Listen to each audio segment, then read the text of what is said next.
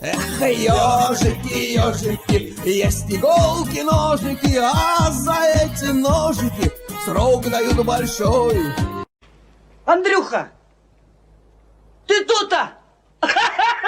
И я тут-то!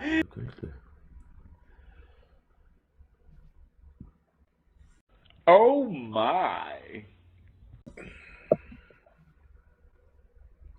Здравствуй, дорогая.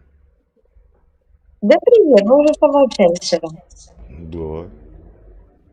Да, это ты, этот, который за русский язык. Да-да-да. А ты сегодня на живца ловишь, я смотрю. Да какой наживка? Я хочу с интеллигентным человеком поговорить. А А тут всё не так. о чем разговариваешь?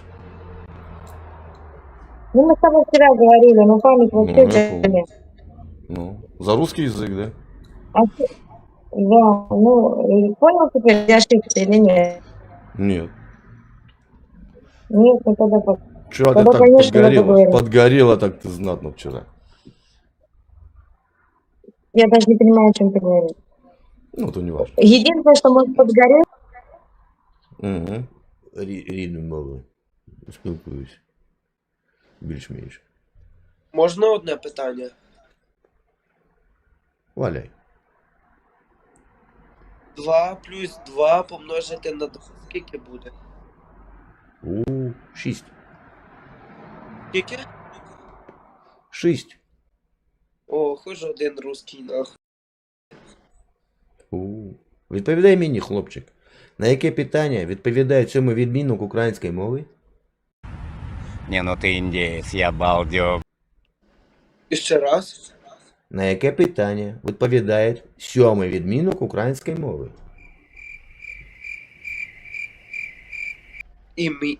Ще раз. Ну какой вы тупой!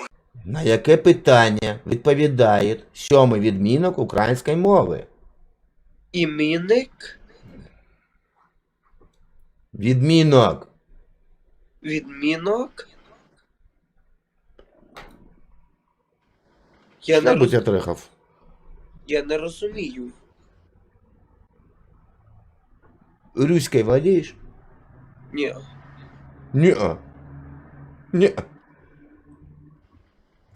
Клічний відмінок є у тебе в мові? Лічний відмінок, чи в мене є...